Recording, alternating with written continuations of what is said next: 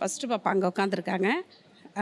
பாப்பா கையை காமிங்க. அவங்க என்னோட தங்கச்சியை கூட்டிகிட்டு வந்திருக்கேன் சார். என்னோட தங்கச்சி வந்து 2வது பாப்பா சார். அவங்க பிறந்த உடனே கிளஃப் பேலட் இருந்தது சார். அவங்களுக்கு பேலட்டு உள்நாக்கு கிடையாது சார். அவங்கள வளர்த்ததே பெரிய கஷ்டம் தான் சார். இப்போவுமே அவங்களுக்கு உள்நாக்கு கிடையாது. சர்ஜரி பண்ணியாச்சு சார். பேச மாட்டாங்க அவங்க. மற்றபடி எல்லாமே நல்லா புரிஞ்சுப்பாங்க சார். சின்னவங்க பேசுவாங்க சார். நார்மல் ஸ்கூலில் இவங்க 8th போகிறாங்க சார் இந்த வருஷம். பெரிய பாப்பா 10th போகிறாங்க.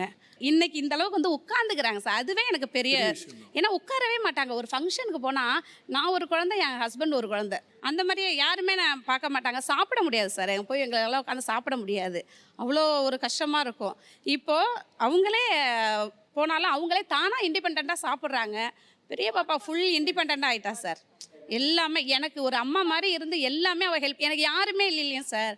இப்போ அவள் எனக்கு எல்லாம் ஹெல்ப் பண்ணுறான். இப்போ இவங்க 2 பேரும் பெண் குழந்தைங்க. இப்போ இவங்க எதிர்காலத்தை நினச்சிருக்கீங்களா? இப்படி எப்படி நம்ம மேனேஜ் பண்ண போகிறோம், நமக்கு அப்புறம் நம்ம காலத்துக்கு அப்புறம் அடுத்து? தெரியலையே சார்.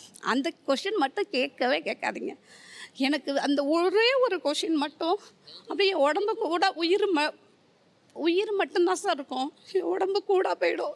என்ன நானே நினச்சிப்பேன் சார். நினச்சிக்கிட்டு இருக்கும்போது அப்படியே ஒன்றுமே இல்லாத உட்காந்துருவேன்.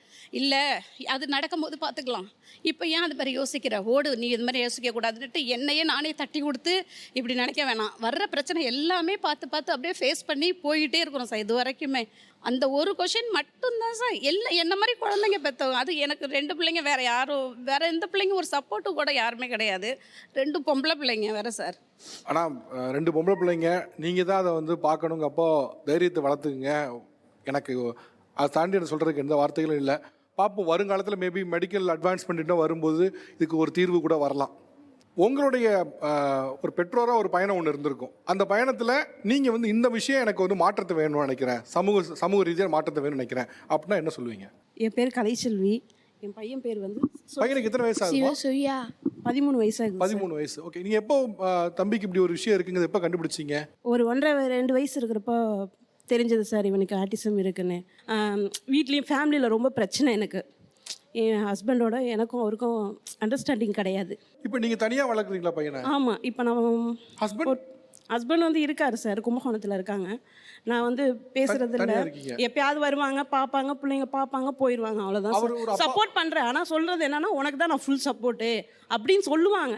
இப்போ வந்து 10 வருஷமாகவும் திருப்பூரில் டைலருக்கு போயிட்டு இருந்தேன். 5 வருஷமாகவும் ஒரு வீட்டில் ஒரு வருஷத்துக்கு ஒரு வீடு கூட இந்த மாதிரி பசங்களுக்கு தர மாட்டேங்கிறாங்க. ஆட்டிசம் சைல்டா